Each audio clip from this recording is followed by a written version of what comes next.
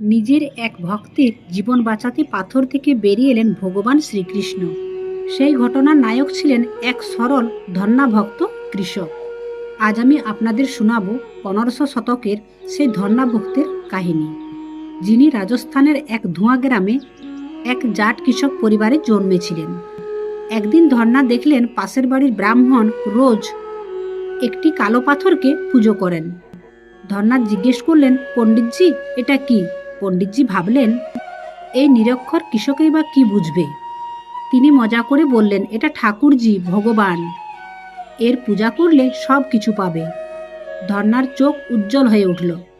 আমাকেও একজন ঠাকুরজি দিন। পণ্ডিতজি হেসে একটা কালো পাথর তুলে বললেন, এই নাও তোমার ঠাকুর, এবং ধন্যার হাতে দিয়ে দিলেন। ধন্যা সে পাথরটিকে বাড়ি নিয়ে এলেন এবং পরিষ্কার করলেন, সিংহাসনে বসালেন এবং সেদিন থেকে তার সেবা শুরু করলেন।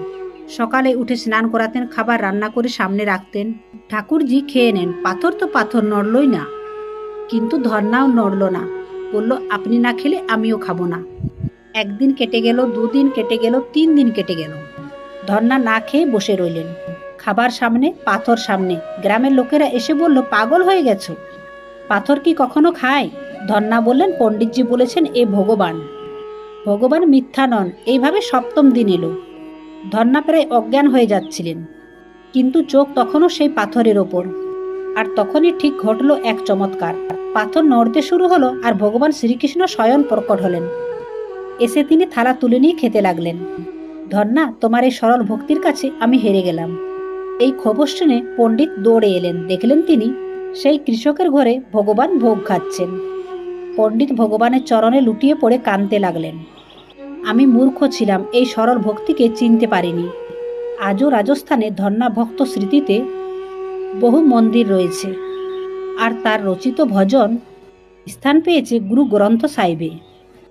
এই কাহিনী আমাদের শেখায়, ভগবানকে পাওয়া যায় না অহংকারে, বড় শিক্ষা বা আড়ম্বরের মাধ্যমে। ভগবান থাকেন শুধু সরল নিষ্কুলুষ ভক্তির মাঝে। যে ভক্ত ডাকেন ভালোবাসা দিয়ে, ভগবান তার কাছেই আসেন। তো বন্ধুরা, আজকের ভিডিওটি কেমন লাগলো? যদি ভালো লেগে থাকে তাহলে অবশ্যই লাইক, কমেন্ট, শেয়ার করতে ভুলবেন না। আর কমেন্টে জয় শ্রীকৃষ্ণ অবশ্যই লিখে যাবেন।